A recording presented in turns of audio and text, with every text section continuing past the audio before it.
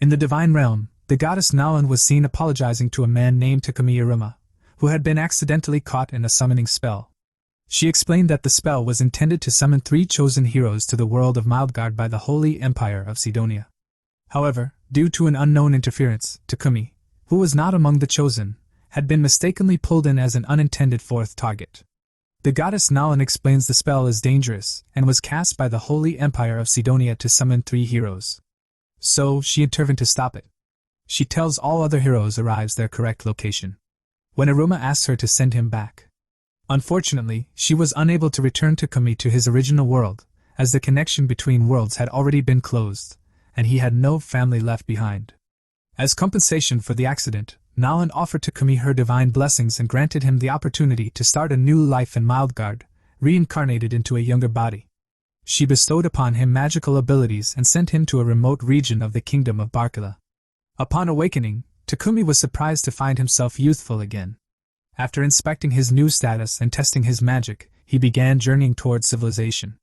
Along the way, he traversed the tyrant wood and creates a spear, collected herbs, and stored his supplies in a magical item box. During his journey, he encountered a young girl named Molly, who was being chased by a horned rabbit. He managed to kill the creature and rescue her. Grateful, she agreed to accompany him to her village. Meanwhile, in Sidonia, the 3 summoned heroes arrived and were greeted by Empress Elizabeth. One of them, a girl named Akane, received a divine blessing from Nalan known as the Blessing of Revelation, which silently warned her that the Empress could not be trusted. Back in the village, Molly's parents, Bunga and Martha, explained that their home was a village of craftsmen and did not have an inn.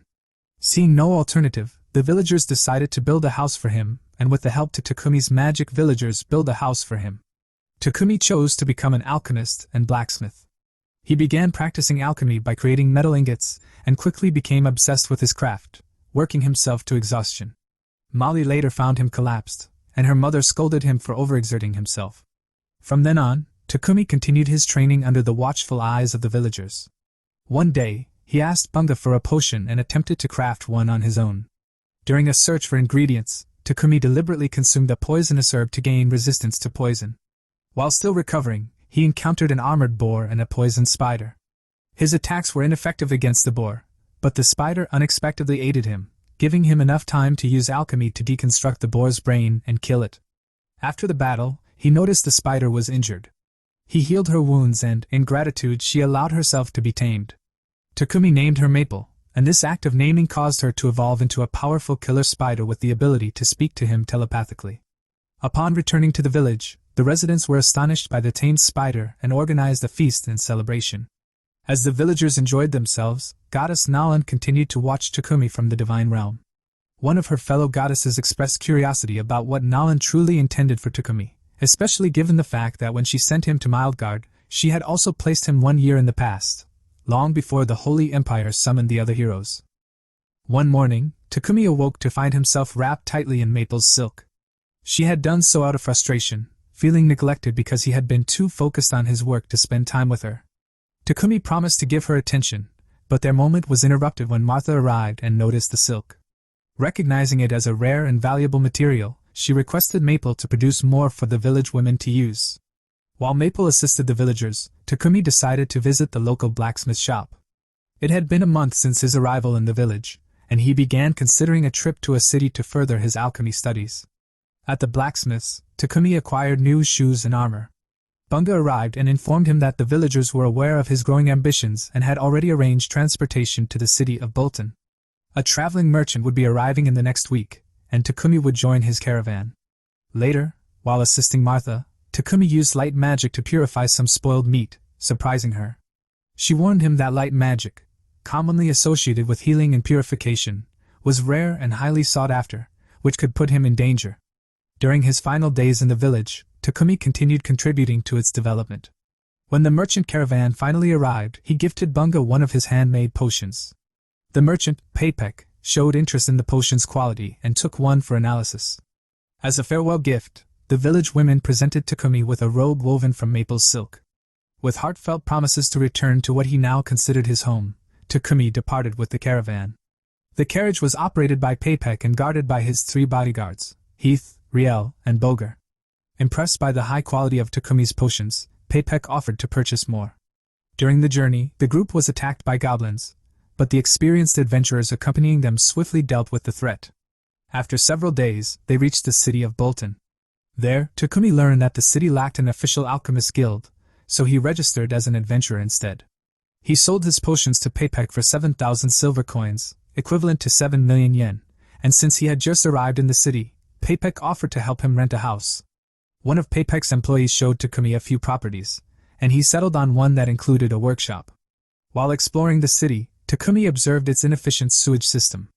Paypek explained that priests from the local church occasionally visited to purify the waste. At home, Takumi crafted a magical toilet capable of self-purification. One day, he heard a commotion and found Paypek wrapped in maple silk. After apologizing, Paypek used the toilet and was amazed by its function. He promptly placed an order for 100 units. Learning of Takumi's ability to use light magic, Paypek cautioned him that if the Church of Holy Light from the Sidonia Empire discovered his abilities, they might attempt to abduct him, as they claimed dominion over all users of light magic. To aid in toilet production while protecting the invention's secrets, Paypek recommended hiring a slave rather than regular employees, citing the risk of information leakage. Though initially repulsed by the idea, Takumi recognized the necessity, especially since his adventurer registration required him to complete at least one quest per month. Reluctantly, Takumi agreed to visit the city's most reputable slave company. Upon arriving at the Milan slave company and waiting for the manager, he encountered a female elf who scornfully told him to leave. Paypek introduced Takumi to Milan, the owner of the city's most reputable slave company. Paypek explained Takumi's need for assistance in his work and his reluctance to take on a slave. Mulan reassured him that slaves had rights and that owners were legally and morally expected to provide them a decent life. She went on to describe the various types of slaves available and asked what kind of help Takumi needed. He requested someone who could manage his household and accompany him on quests, as he had many secrets to protect. Mulan recommended a maid named Maria, who was capable of handling all household chores. However, she noted that she could not accompany him at night. Flustered, Takumi clarified that he only needed her help with daily chores. With the arrangements confirmed, Mulan informed Takumi that she had no combat slaves available at the moment. However, Maria quietly mentioned another slave before Mulan asked her to go and pack her things. Curious, Takumi pressed for more information. Reluctantly, Mulan introduced him to an elf named Sophia, who had been enslaved for 50 years. Sophia now had crippled limbs and her magic was sealed by a powerful curse. Mulan says it's been 50 years since Sophia became a slave and was a resident of an elf nation which was destroyed in war. Takumi requested some time alone with Sophia to check her status, and was surprised to discover that she had incredible potential. Determined to help her, he decided to form a contract with her, promising to fix everything. Mulan was taken aback by his decision but agreed to the request. Contracts were signed with both Maria and Sophia. Upon arriving at their new home, both Maria and Sophia were surprised to find Maple, the killer spider, living with Takumi as a pet. Takumi told them to choose any room they liked and take a bath. During their bath, Maria expressed joy at finding a kind master, while Sophia remained skeptical. Maria mentioned her surprise that Mulan had allowed Sophia to be released, noting that Mulan had always refused to sell her in the past. Sophia, still cautious, said it felt too good to be true. She had even reviewed the contract, and noticed that much about Takumi was left blank. The following day, Takumi picked up his items from Paypek and visited a church out of curiosity. He wondered why Nalan, the goddess who blessed him, seemed to dislike Sidonia. Nalan appeared before him and explained that the world had two major religions, the Church of Creation, which worshipped her, and the Church of Holy Light, which worshipped a false goddess named Anat. Sidonia followed the latter, using its religious authority to amass power through lies and manipulation, including the summoning of heroes. She warned Takumi that her blessing would soon weaken and he would have to rely on his own strength, as greater dangers awaited him. Takumi realized that up to now, he had only encountered kind people, but that might not always be the case. Meanwhile, 1 year in the future, the summoned heroes Akira and Yamato continued training as warriors, while Akane remained suspicious of Empress Elizabeth and refused to trust her. Back in the present, Takumi returned home and accidentally slipped. When Sophia attempted to pick up a small packet that fell, Takumi quickly stored it in his item box. This surprised Sophia, as the item had a magical seal, and her suspicion deepened. She began following him and eventually witnessed some of his strange experiments. Convinced he had malicious intentions, she confronted him, fell from exhaustion, and warned Maria to be careful. In reality, Takumi had been experimenting to level up his light magic. With everything prepared, Takumi finally succeeded in dispelling the curse placed on Sophia and healing her body. When Sophia regained consciousness, she urged Maria to flee, fearing for their safety. However, Maria held up a mirror. Sophia was stunned to see her body fully healed and her magical abilities restored. Realizing she had misunderstood Takumi's intentions, she apologized to him. Takumi explained everything to her, revealing that the experiments were part of his effort to unlock higher levels of light magic so he could fulfill his promise to take care of her. Overwhelmed with emotion, Sophia swore her loyalty to him, tears of joy in her eyes. While studying alchemy books, Takumi realized that alchemy was considered rare because all alchemical texts were written in a long-dead language. Thanks to Nalan's blessing, he was uniquely able to understand and translate them. After producing 100 magical toilets, Takumi decided to take a break from manufacturing. When Maria inquired about his future plans, Takumi mentioned that he intended to produce more inventions but would now begin adventuring. As Sophia could serve as his bodyguard, Maria could manage the household, and Maple would accompany him as well. Feeling left behind, Maria asked to join them on their adventures. To Takumi's surprise, he discovered that Maria possessed combat magic as well as warrior and thief skills. Sophia approved of Maria joining their team and promised to train her. Takumi then asked both of them what kind of weapons they preferred.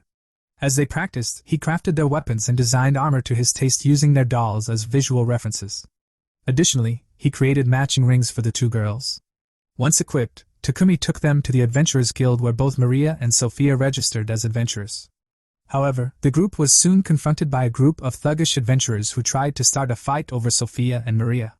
Without lifting a finger, Takumi defeated them simply by standing still. His skin had been alchemically reinforced with an unbreakable diamond coating. The guild master, Barak, arrived and questioned what had happened, but the receptionist Hans confirmed that Takumi had done nothing aggressive. Upon learning of Takumi's diamond skin, Barak decided to promote him in order to prevent future confrontations. Impressed by his unique skills, the guild assigned Takumi several quests suited to his abilities. Takumi's party quickly completed the tasks, which included slaying goblins and kobolds and gathering herbs.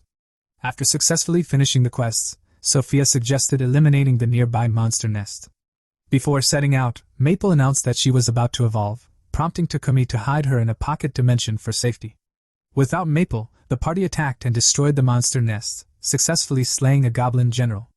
Upon their return, Guildmaster Barak was astonished that they had managed to eliminate the nest as well. Meanwhile, Maple completed her evolution, transforming into an arachne, a being with a human torso atop a spider body. Having completed all their quests in less than 12 hours, Takumi was promoted to rank E, while Sophia and Maria were both promoted to rank F. Later, Maria asked for new underwear for herself and Sophia. She became enamored with the design when Takumi introduced them to modern panties and bras. At that moment, Paypek arrived and informed Takumi that the city's lord wished to meet him. Since the lord had been aiding in keeping Takumi's light magic a secret, he could not refuse the summons. Paypek introduced him to Marquis Godwin Bolton, who was impressed both by Takumi's innovative toilets and his success in exterminating the goblin general. Having completed the girls' undergarments, Takumi was caught off guard when they teased him by asking if he wanted to see them wearing them. Embarrassed beyond belief, Takumi fled the room, his flustered state so intense that he temporarily lost his composure, much to the amusement and frustration of the girls. Takumi invented a magical refrigerator to preserve food and other perishables, further improving his home's comfort. He began planning an upgrade for the group's armor, intending to use rare and powerful metals like mithril and adamantite. However, he soon realized he had no idea where to obtain these materials. In the meantime, he forged a new weapon, a magic training sword, by reforging the Orc General's blade with his alchemy skills. To find the rare ores, Takumi consulted Hans at the Adventurers Guild. Hans informed him that such metals were mined in the city of Horus. While alchemists were allowed to mine them, Takumi would need to join the Blacksmith Guild and gain permission. Hans also suggested combining his goals by accepting a monster-slaying quest inside the mine, where he could simultaneously gather ore. Guildmaster Barak later appeared and assigned Takumi an official quest to slay monsters in the mine in exchange for the right to collect ore. Additionally, Takumi was tasked with harvesting Trayant from a nearby forest while acting as a bodyguard for a blacksmith traveling with him. Since time was important, Barak advised him to use a monster horse for faster travel. Rio, a previous companion, arrived in town, and Takumi invited him home for a visit. Before departing, they visited Paypek's company, where Paypek agreed to loan them horses in exchange for some of the ore Takumi would mine, as well as a few magical fridges. Meanwhile, Sophia grew worried about Takumi's delayed return and went to search for him. When Takumi returned with Rio, Sophia, mistaking Rio for an intruder, attacked him. Takumi intervened just in time, and Sophia immediately apologized for the misunderstanding. At home, Rio expressed happiness seeing Takumi living a good life surrounded by beautiful companions, and teased him about who among them was his girlfriend. When Takumi denied having a romantic relationship with anyone, Rio jokingly asked Sophia and Maria, only to be shut down quickly by both. After relaxing with a bath, Rio departed, leaving Takumi to focus on his next journey. The blacksmith they were to escort turned out to be a skilled dwarf named Gambo. Meanwhile, the widespread success of Takumi's toilets attracted the attention of the Sidonia Empire, which began suspecting Barkila's innovations involved forbidden light magic. In the future timeline, the summoned heroes Akira and Yamato became ruthless warriors completely loyal to Sidonia, while Akane remained wary and resistant, especially toward Empress Elizabeth. During the journey, Takumi and his companions hunted and defeated dozens of treants in the forest before finally arriving at the mining town. Inside the mine, Takumi discovered rare ores and exterminated several iron moles that had infested the tunnels. With the mine cleared, he was granted permission to extract ore. Under Gambo's guidance, Takumi began learning the basics of blacksmithing. Within a few days, he had crafted new armor for himself, Sophia, and Maria, as well as upgraded weapons imbued with magical properties. Sophia, for the first time, requested a shield to go with her sword, which Takumi happily began working on. Back in the divine realm, Goddess Nalan peered into the future and saw a grim vision: Akira and Yamato engaged in a brutal war, deployed by the Emperor of Sidonia to the neighboring Samander kingdom. As Takumi poured himself into crafting Sophia's shield, Sophia began to worry. She noticed how exhausted he had become and concluded that he desperately needed a proper assistant to support him. Meanwhile, Sidonia officially contacted the king of Barkila, demanding information about the mysterious magical toilets, suspecting that forbidden light magic was involved, signaling growing tension and danger looming on the horizon. A representative from the Sidonia Empire arrived in Barkila bearing threats.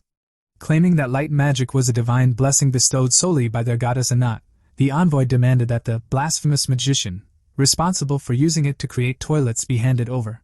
If not, the Church of Holy Light would withdraw all of its priests and cease cooperation with Barkila entirely. The king of Barkila, however, found the ultimatum amusing. With a laugh, he welcomed their priests to leave whenever they wished, making it clear that Barkila would not bow to Sidonian arrogance. Later, Paypek visited Takumi with news of the encounter, relaying the king's response with a grin. He also informed Takumi that the king had personally requested an audience with him. Takumi shared the news with Maria and Sophia, inviting them to accompany him to the royal court. At the same time, he decided to create gifts for the girls, custom-made magical robes, as tokens of his appreciation. While shopping for materials, Maria noticed something odd. Sophia seemed more flustered and softer in her interactions with Takumi. Maria began to suspect that Sophia had developed feelings for him. Takumi later visited the Church of Creation and communed with Goddess Nalan. He asked her about the Sidonian deity, Anat, whom the Church of Holy Light worshipped. Nalan, however, offered only a cryptic answer: he would learn the truth in time. She did, however, reveal something more significant: she had sent Takumi a full year into the past. This meant the other three summoned heroes would not arrive for several more months, giving Takumi a head start in mastering his abilities. Returning home, Takumi completed the magical robes for Sophia and Maria. With their journey to the capital a week long, he resolved to build a magical coach. At Maria's urging, they decided to capture a powerful beast to pull it, a drake horse, known for its unmatched speed and endurance. During their hunt, Sophia suggested they use the time train as a party, while Maple seems excited. However, as Takumi and the girls became distracted with fighting monsters and strategizing, Maple began to feel ignored. Frustrated and eager to prove herself, Maple ventured ahead alone. Deep in the forest, she stumbled upon an injured drake horse. Compassionately, she befriended the creature, but the moment was short-lived.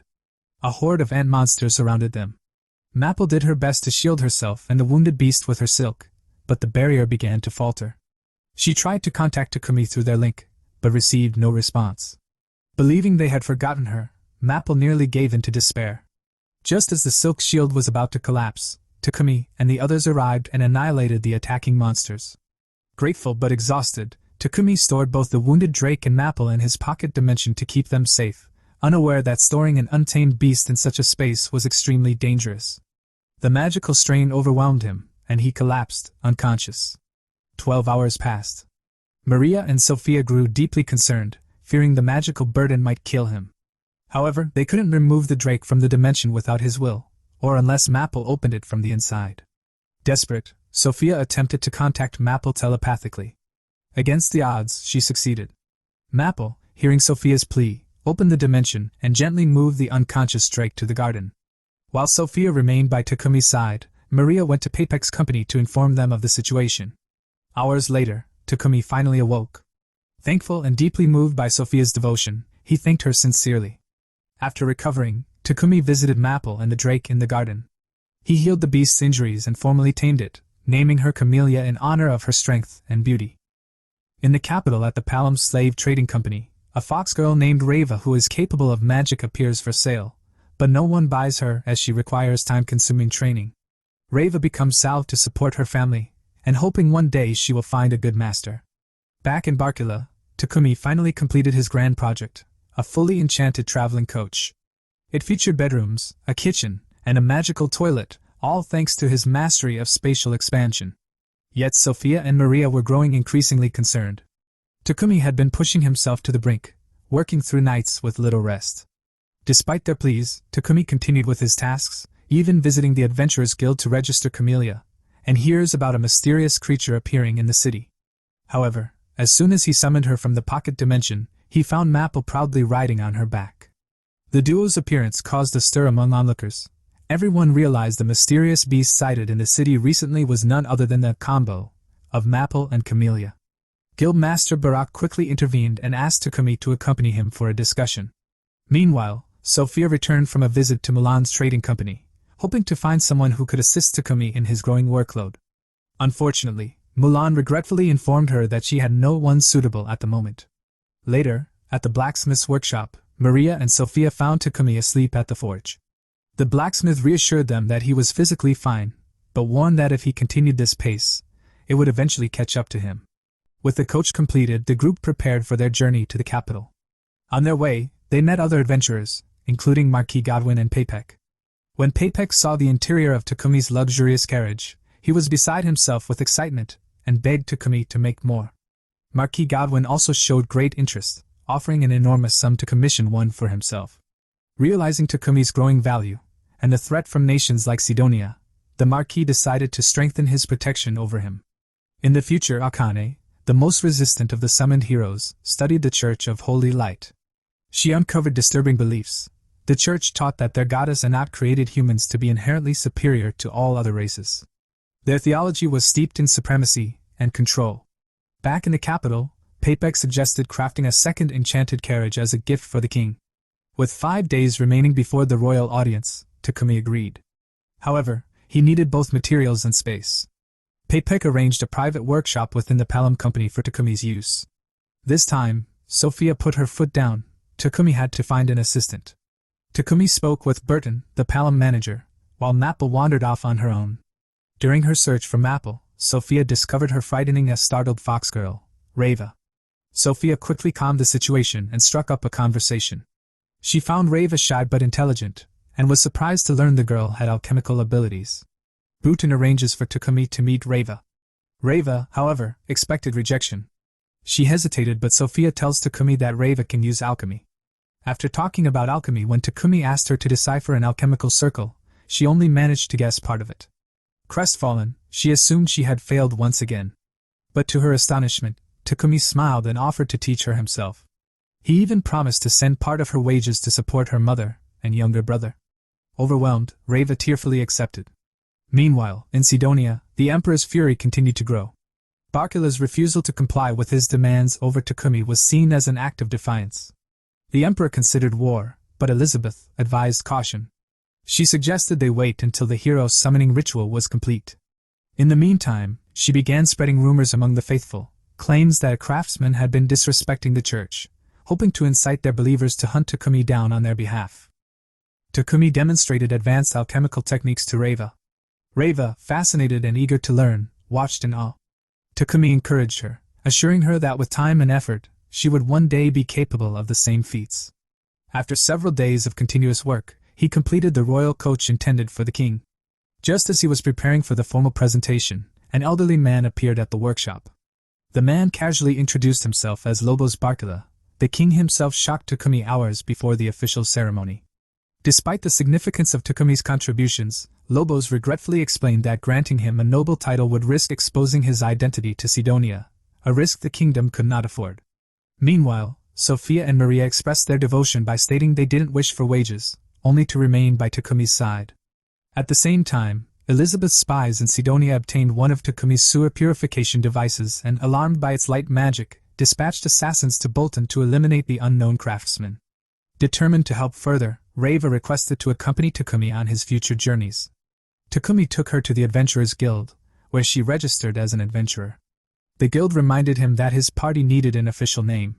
Takumi was reluctant, unsure of a suitable title and hesitant due to not being a full-time adventurer. Guild Master Barak took it upon himself to train Takumi in combat. The training was intense, and Takumi found himself thoroughly beaten as Barak pushed him to his limits. Despite the harsh regimen, Takumi persevered. Takumi tells girls that need a party name and still can't come up any good name, while Sophia is angry that Barak beat up Takumi. 1. In the future, Akane is increasingly disturbed by the beliefs of the church and fears what such an organization wants her, Akira, and Yamato to do. Takumi creates a staff of mithril and Trant wood for Reva. After some more training, since lion fangs are not available, Barak assigns Takumi a 4-day quest to escort a merchant to Kilbus village, where he will be trading Takumi's purification devices to other countries. In Kilbus, Takumi discovered milk and cheese, delicacies he had missed dearly. While eating, he also learned Salamander Kingdom grows rice, though importing it is difficult. Feeling nostalgic for his old life, Takumi asks Sophia if she misses or wants to go back her hometown. Sophia tells it's been more than 50 years since she was cursed, and after forming contract with him, she feels reliefs and say he gives her wings. Reflecting on his journey and Sophia's quiet strength, he finally decided on a name for the party, Wings of Nalan. Upon returning to Bolton, Takumi and his party were ambushed by assassins using paralysis poison. However, due to his innate poison resistance and the combat skills gained through Barak's training, he quickly overcame them. The attackers were apprehended, and Barak insisted Takumi report the incident to Marquis Godwin, emphasizing the political gravity of the situation and the need for a proper response. Marquis Godwin informed Takumi that the assassins who attacked him were members of Sidonia's elite Divine Light Squadron. Sidonia, claiming ownership of all light magic, had long profited from purifying cities by charging exorbitant fees.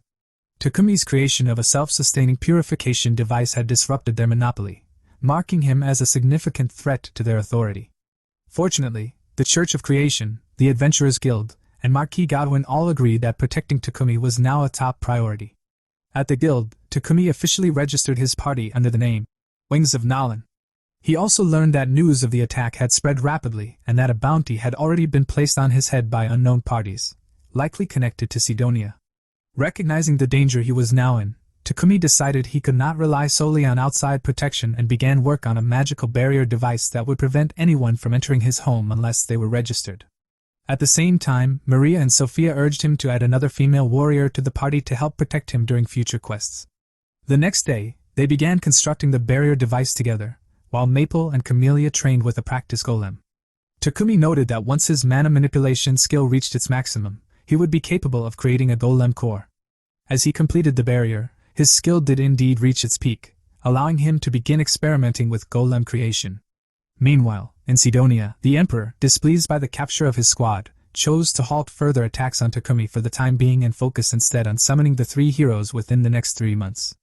Back in Barkila, Takumi struggled with the complexities of golem creation.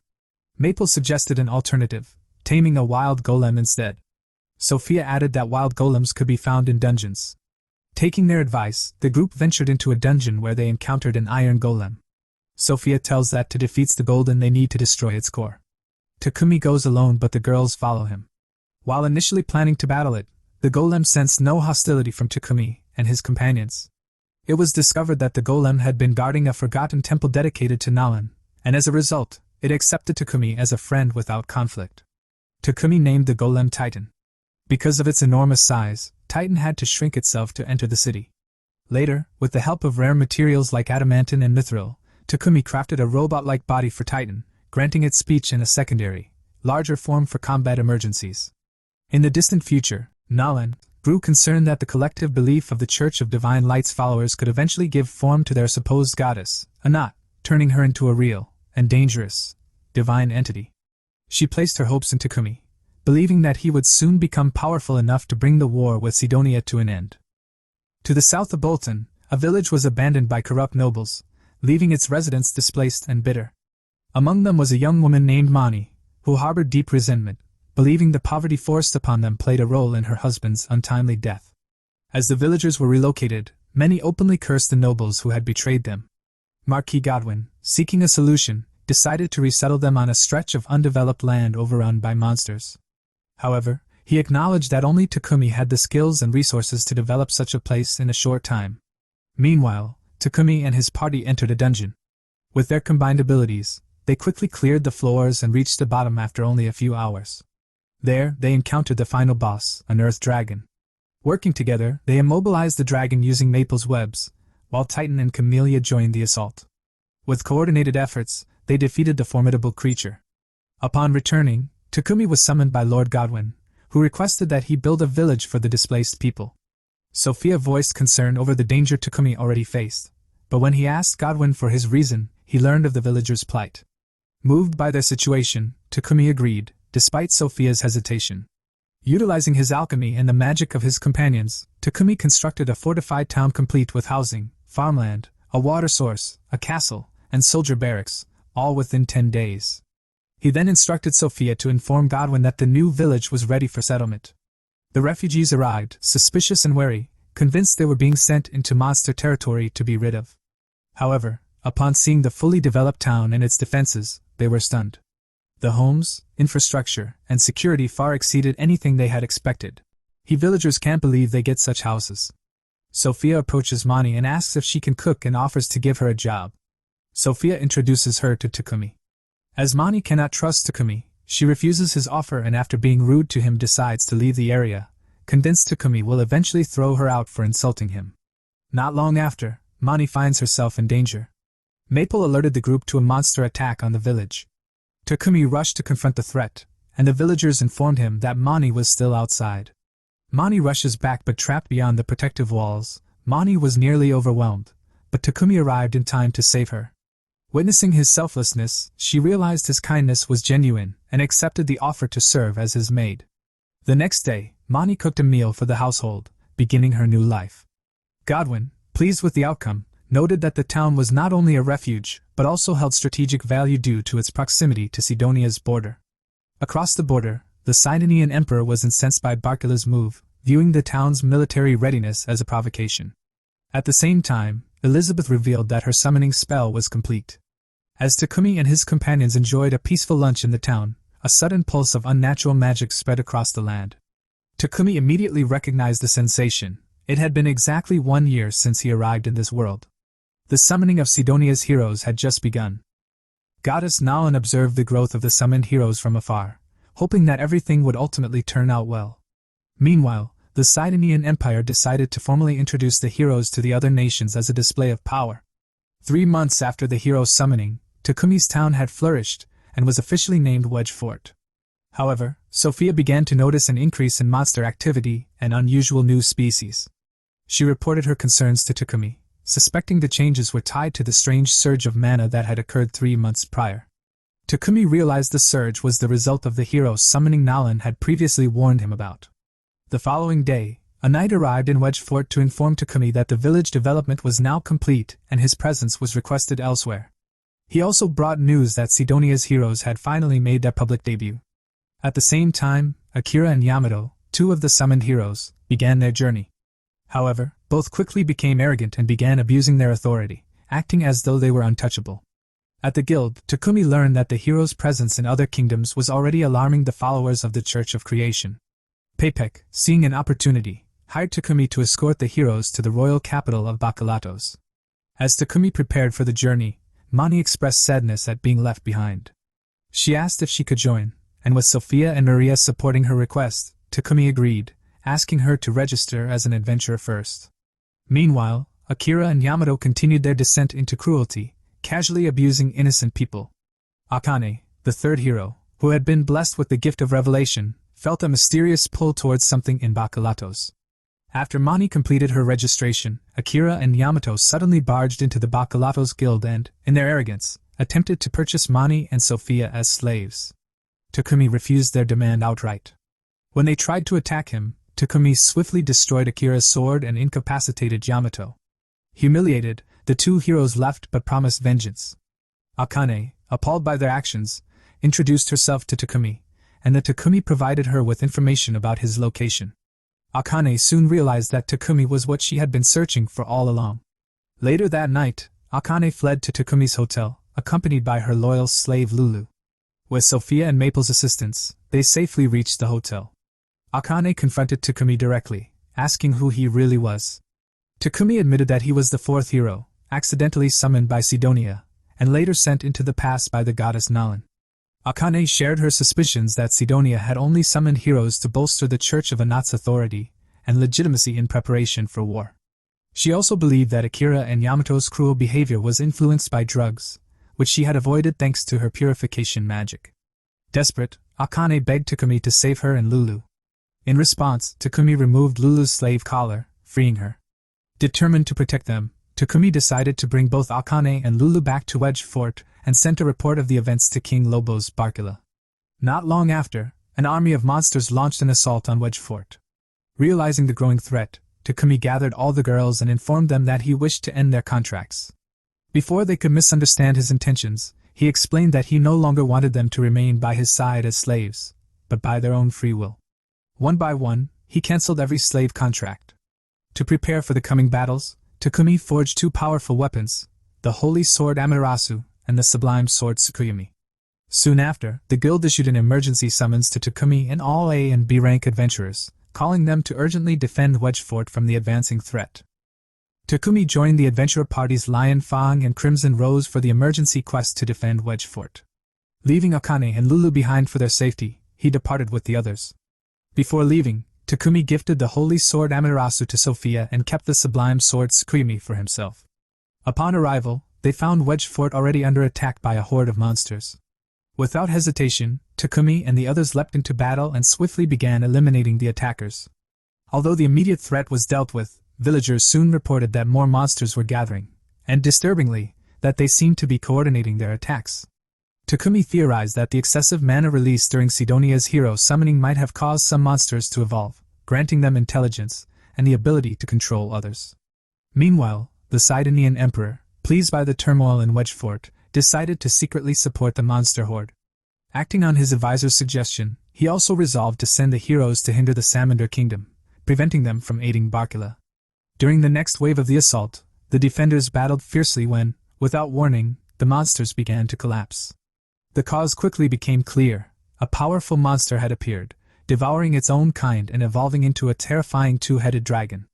In an effort to protect the town, Sophia drew the dragon's attention and lured it away, placing herself in grave danger. Despite her efforts, she was injured, and Takumi arrived just in time to save her. In a desperate act, he fused Amaterasu and Tsukuyomi into a single powerful blade and sliced the dragon in half. After healing Sophia, he scolded her for acting recklessly and risking her life. Moments later, drained from the immense energy he had used, Takumi collapsed. Several days later, Takumi awoke and resumed helping rebuild Wedge Fort. With the town secured, he and the others returned to Bolton. Meanwhile, Akira and Yamato had massacred an innocent village in the Salamander Kingdom, further escalating the conflict. During a celebration party in Bolton, the group noticed Sophia was unusually quiet. Encouraged by the others, Takumi approached her and apologized. He explained that he had scolded her not out of anger, but because he didn't want to lose her, he wanted her to live by his side. Touched by his words, Sophia felt a rush of happiness, and the moment between them turned tender, almost romantic, until Akane interrupted awkwardly, unaware of the mood. Later, Takumi received permission from the Lord to let Akane stay in his home. The Lord also informed him of the hero's latest atrocity. Devastated by what Akira and Yamato had done, Akane swore that next time they met, she would stop them, no matter the cost. In the quiet that followed, Takumi spoke with Nalan once more. He assured her that he would protect the people he cared about, no matter the hardship. At last, he presented her with the sweets she had requested long ago. Touched, Nalan reflected that the road ahead would be far from easy for Takumi, But if he stayed true to his path, he would one day become the greatest alchemist in the world, and the one to save it. Thank you for watching. Don't forget to like, comment, and subscribe for more videos like this. If you have any suggestions or questions, feel free to leave a comment below. Until next time, take care.